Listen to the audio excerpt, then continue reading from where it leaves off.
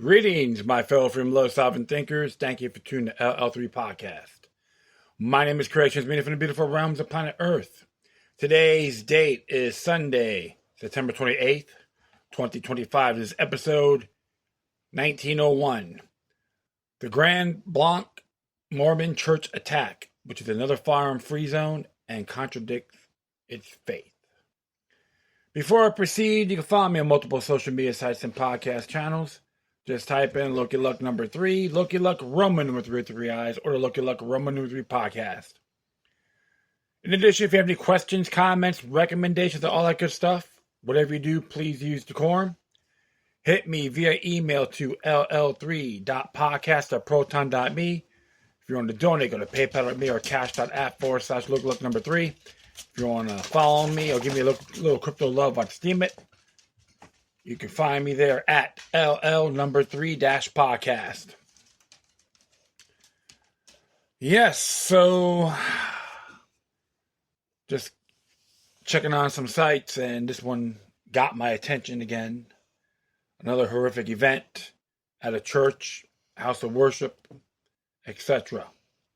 Regardless of faith, I do renounce this heavenly. And of course, I'm going to hear the same old political faction slaves going to go ape over this. And a lot of them don't even have a damn clue on what to think, what to say. I don't even know what's going on with this matter. However, study patterns, you can figure it out. But it doesn't mean you stay at one area. You can always have an open mind and look for updates and all that good stuff. Well, I'm going to be talking about a few articles here, what I got so far, and I will leave them on the show. First, I just went to the Michigan Advance, and the fatal shooting at fire at Michigan Mormon Church, police say, written by John King. Another authority said 10 people were shot, at least one fatally, and fire broke out Sunday morning at a Church of Jesus Christ of Latter-day Saints in Grand Blanc Township, about 50 miles north of Detroit. Grand Blanc Township police said on social media that the suspect shooter is down and there is no ongoing threat to the public, with Chief William Renee later telling reporters that the incident began at 10:25 a.m. when a 40-year-old Burton man, he drove his vehicle through the front doors of the church, and he exited his vehicle, firing several rounds at individuals in the church. 10 gunshot victims have been transported to local hospitals at this time, including one who has been deceased, Renee said.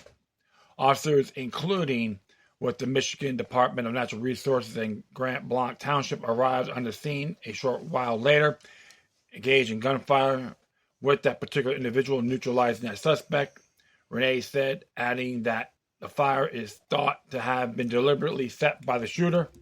Multiple law enforcement agencies have responded to Sunday's incident in Grand Blanc, including the Michigan State Police, the Oakland County Sheriff's Office, and the Grinnell County Sheriff's Office. FBI Director Kash Patel said on social media that the Bureau was monitoring reports of the horrific shooting and fire and was assisting in the investigation.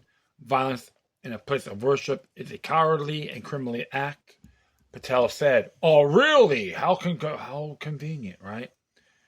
Our prayers are with the victims and their families during this terrible tragedy.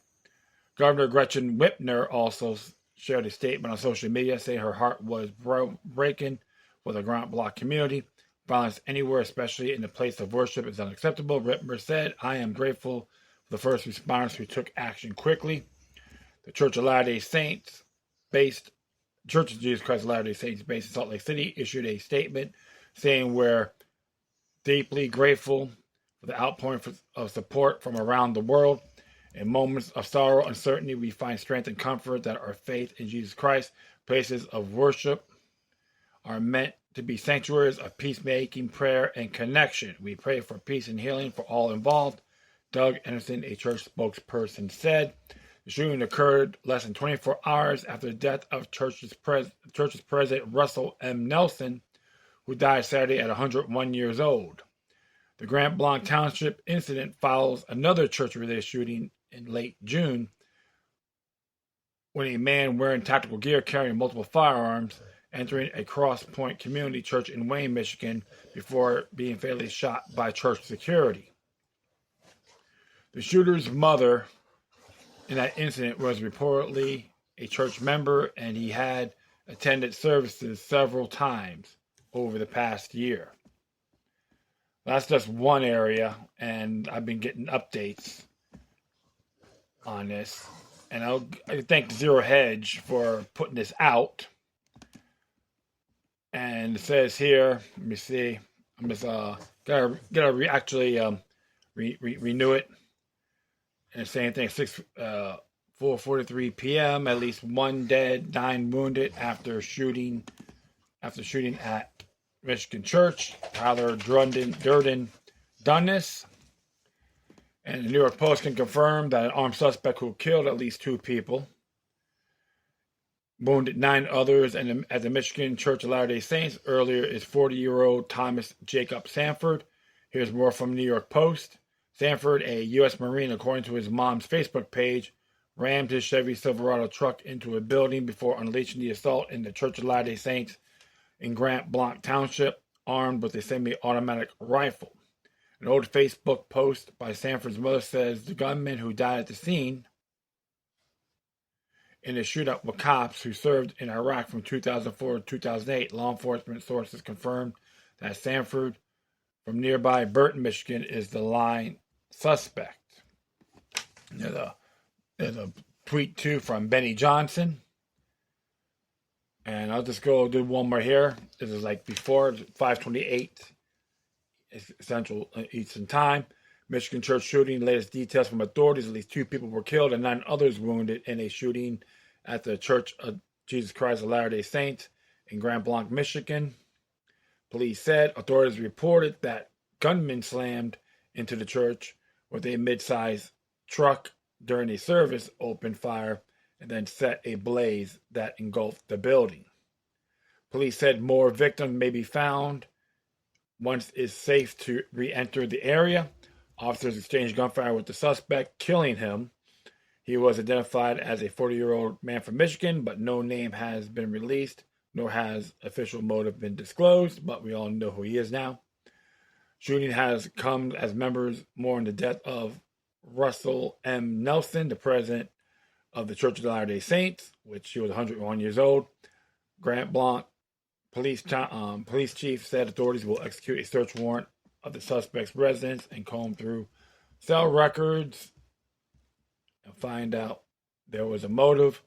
The FBI has allocated 100 agents to the area to help get statements from witnesses. Trump calls the incident yet another targeted attack on Christians. Top Trump officials released a statement. Well, sometimes they have little differences with them as being Christians, but it is a horrific event, regardless what you on your creed or not. When it comes to innocent people, you have to renounce it, which I always do. And I know there was a claim on Facebook here. This by Scallywag Vagabond. Grand Blanc church shooters, mother's left final message for her son. Came out today. Let's see what it says here.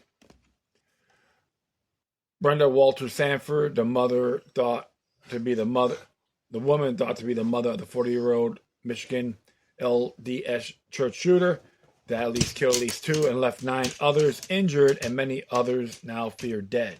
Before taken out by respondents, has posted note on her Facebook page the day of her son's ongoing shooting rampage. Although the note isn't directly addressed to the alleged shooter, Thomas Jake Sanford of Burton, Michigan, it was implied that the heartfelt post was indeed about her son and perhaps a cry for help.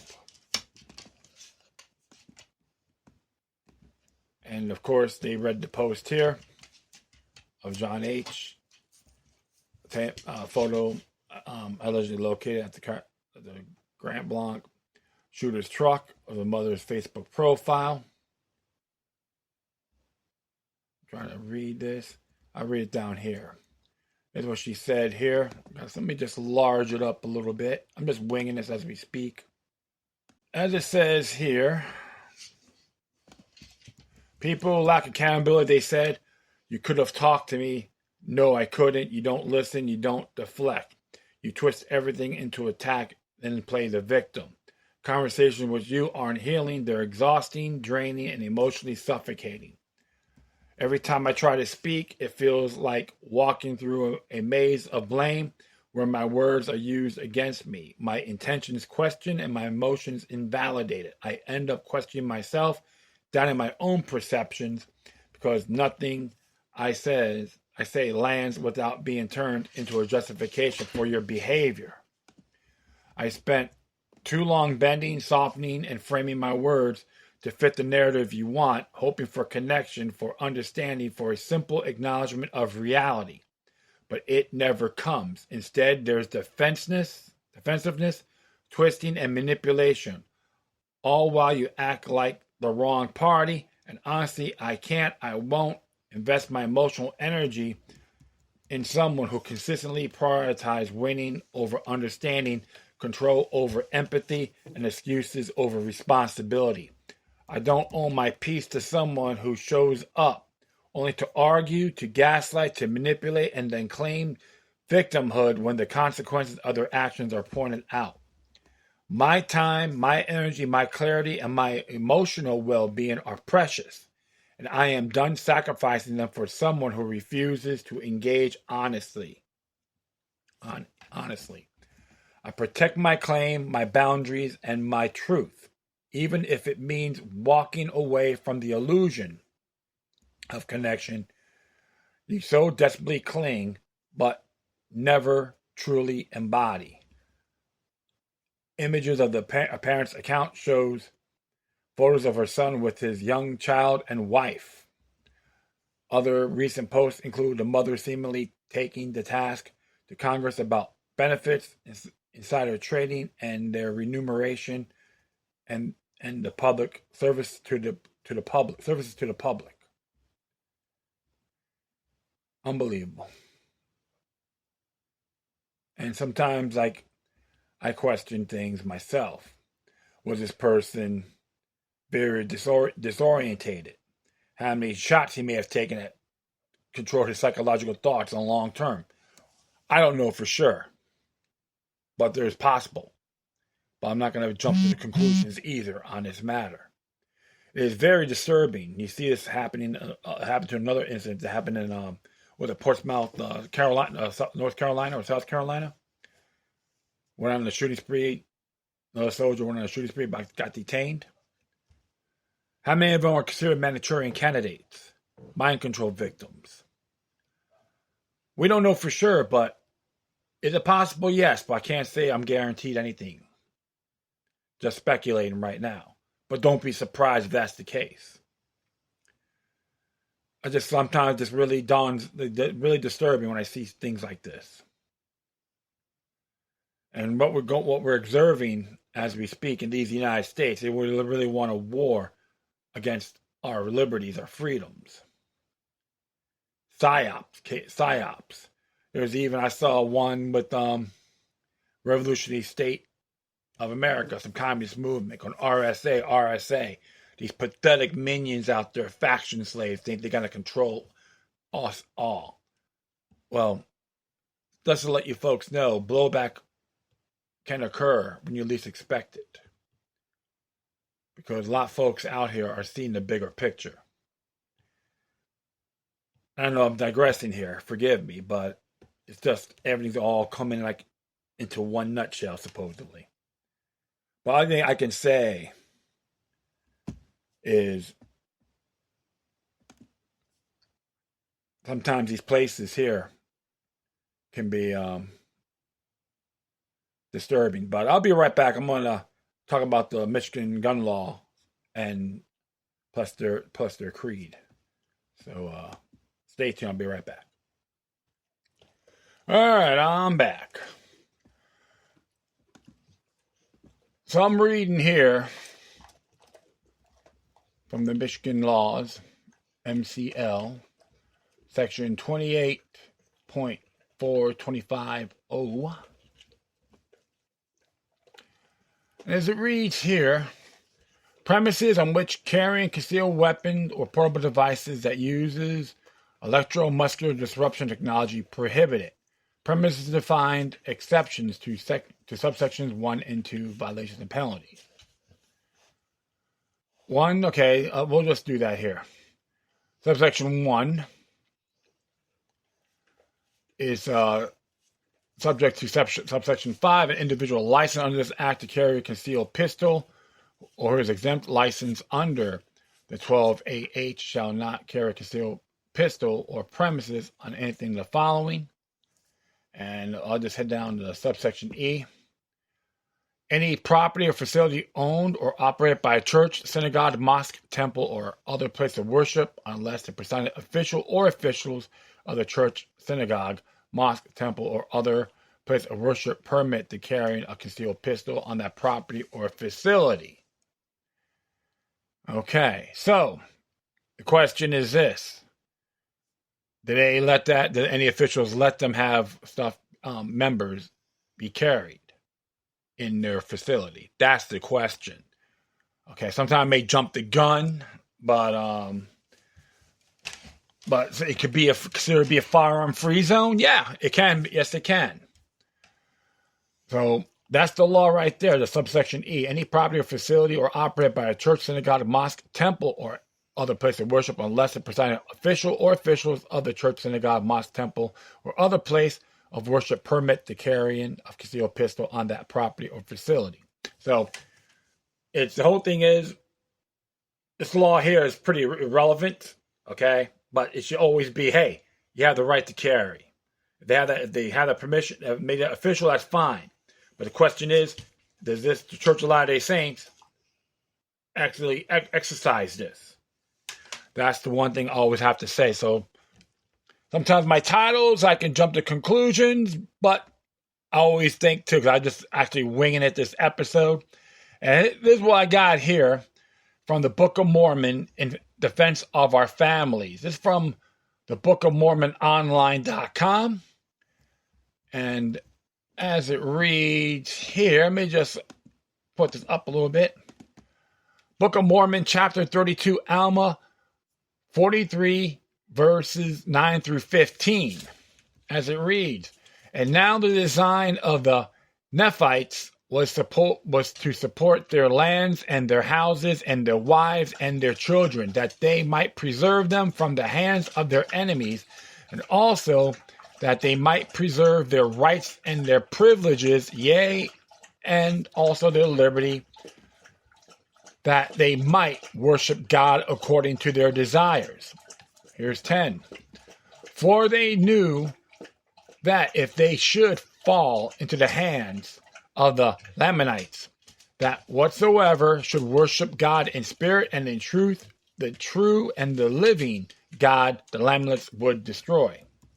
Members of the Church of Latter-day Saints, aka Mormons, by friends or of other faiths whom we welcome here, dislike bloodshed as much as any other people. Mormon doctrine, Mormon belief espouses that engaging in shedding of blood for one's own retaliation is not acceptable to God or man, in the words of President Charles W. Penrose, who was a member of the First Presidency. We'll just hit this one down here.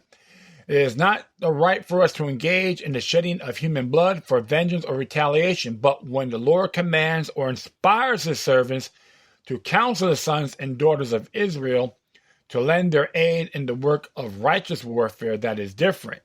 We are arise in our might and our strength and go forth to victory, not with the desire to shed blood, not with the desire to destroy our fellow creatures, but in self-defense, and because we do want to maintain and hand down to our posterity those sacred principles of liberty that have been revealed from on high. That's from the conference report on October 1917, the 21st.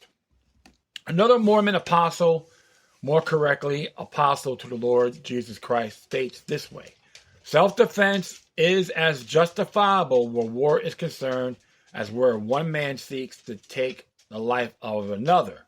Righteous men are entitled, expected, and obligated to defend themselves. They must engage in battle when there is no other way to preserve their rights and freedom, to protect their families, homeland, and the truth of salvation, which they have espoused.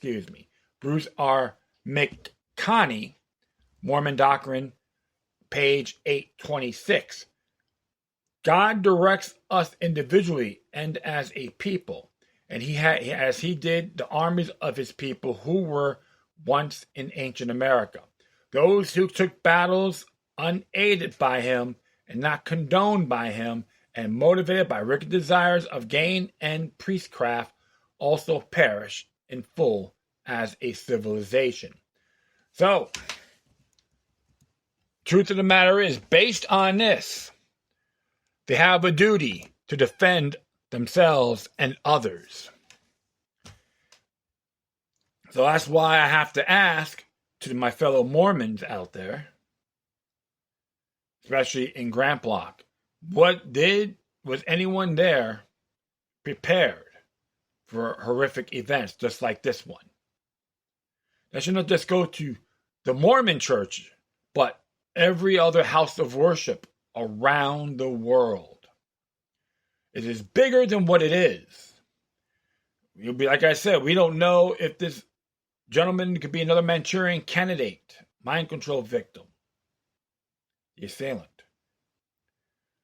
We need to prepare ourselves to the fullest, because we've been living in a dangerous world since the beginning of time, and politicizing tougher firearm laws that will breach our natural rights isn't the way to go. I'm not here to go after the first responders. They've done their best. But we always got to question these areas on your faith. Because I've done one with the Annunciation Church. And plus, many years ago, the Temple of Life in Pittsburgh. Remember, faith should never be overwhelmed by state authority. That's what religious freedom is all about. And even the Michigan Constitution guarantees that.